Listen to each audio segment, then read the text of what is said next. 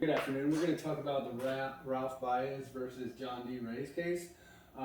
So the facts of this case are two Kentucky inmates challenge the state's four-drug lethal injection protocol. The lethal injection protocol method calls for administration of four drugs. One which is to relax the convict, one which is supposed to knock the convict unconscious, another one stops his breathing, and then the last drug, potassium chloride, eventually puts the convict in cardiac arrest and ultimately causes his death. Now, what Baez was arguing was that this was cruel and unusual punishment and went against the Eighth Amendment. He said that the dosage, if not given correctly, the convict would not be unconscious.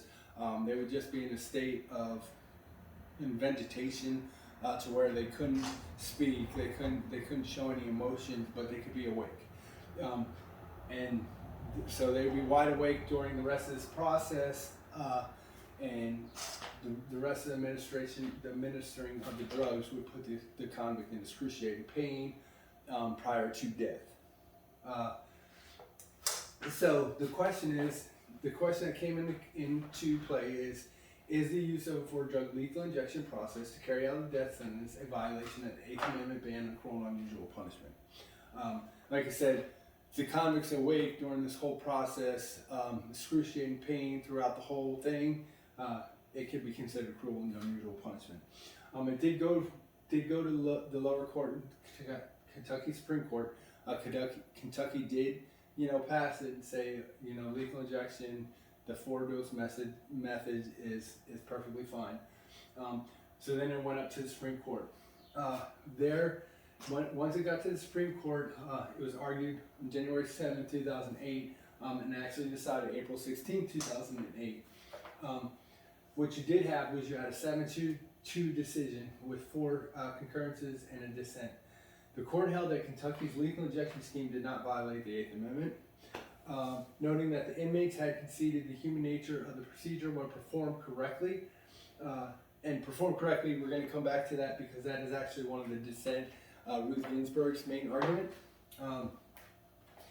And the divided court inmates had failed to prove that incorrect administration of the dosage would amount to cruel and unusual punishment.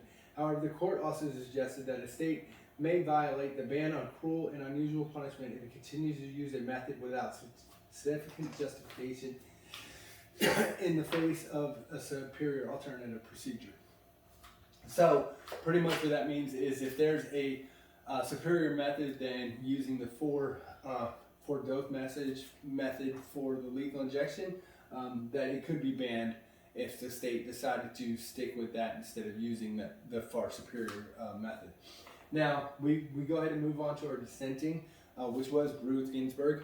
And pretty much what she was arguing was that she broke down what all four drugs are supposed to do. So you have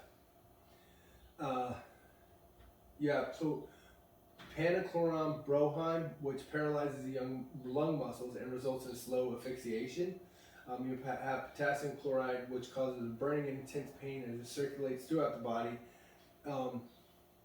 So the use of these two drugs in a conscious inmate, they would be like in a considerable amount of pain.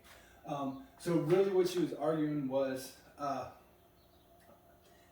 the people administering these dosage to the inmates, checking their responsiveness, the method of checking to their consciousness was not on par with other states. There's no licensed medical profession who's actually delivering these drugs into the inmate. It's usually done by unlicensed personnel, maybe the warden or maybe one of the correctional officers, but it's not a licensed medical profession. The methods that they use to determine if a convict is conscious or not conscious, once again, are very, very primitive methods. They don't have them hooked up to any kind of machinery, checking responsiveness, stuff like that. So she, like I said, she argued that that was her main argument, was that if the inmate is conscious on any level, that the drugs administered would be excruciating pain, suffocation, and then a burning system, burning throughout your whole body. Like I said, it was a 7-2 decision with 4 concurrences, and